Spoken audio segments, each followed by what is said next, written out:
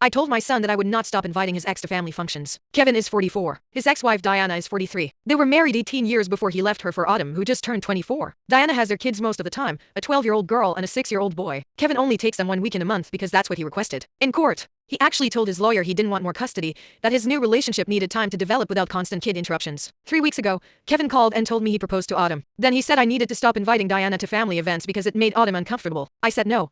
Just flat no. He asked what I meant and I told him Diana has been my daughter for 20 years and that he's not changing because he traded her in. He said I was being cruel and hung up. The thing is, Diana never stopped being family. He's the one who texts me photos of the kids. She brought meals when my husband had surgery last year and sat with me in that hospital waiting room for 6 hours. Kevin came by once, stayed 20 minutes and left because he had dinner plans with Autumn. Obviously, Diana's parents are in Australia. She moved here for Kevin right after college. We're the only family she has in the country. I'm not abandoning her because my son did, so I kept inviting her to everything. My daughter's birthday 2 weeks ago, Diana showed up with a homemade lasagna. Kevin texted an hour before saying he wasn't coming, didn't even say why. Then came my grandson's 6th birthday party yesterday. We had it at my house. Diana came early to help set up. She'd made his favorite cake, chocolate with vanilla frosting, cause she remembered from last year that he hated the strawberry one I'd bought. The kids were running around the backyard. Diana was putting candles on the cake when I heard a car door slam out front. Kevin walked in with Autumn right behind him. She was wearing this bodycon dress and I could see the small bump, maybe 4 months along. Kevin looked like he wanted to turn around and leave. Autumn looked determined. The kids didn't even run to hug Kevin. My granddaughter glanced up, said, "Hi, Dad," and went back to opening presents. That's when I knew how bad he'd messed this up. 6 months ago, those kids would have tackled him at the door. Autumn walked straight to where I was standing by the kitchen counter. She said they needed to establish some ground rules going forward.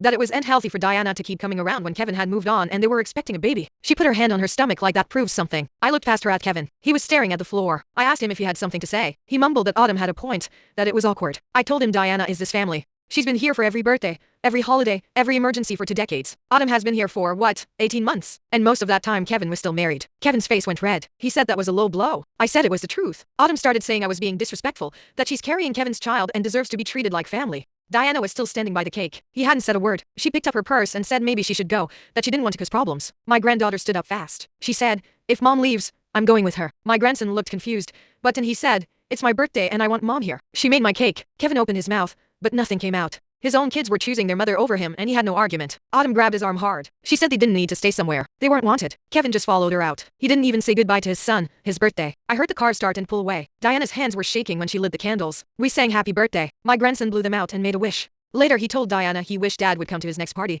but he probably won't. Diana helped clean up after everyone left. When she was leaving, I hugged her and told her she's always welcome. He started crying in my driveway, said she knows she's probably making everything harder by staying in our lives, but she can't lose us too. I told her she's not losing anything. Kevin already lost what mattered. He just doesn't know it yet. He texted me this morning, said I forced him to choose between his mother and his future wife. I didn't respond. He made his choice a year ago when he decided a 22-year-old was worth more than his family.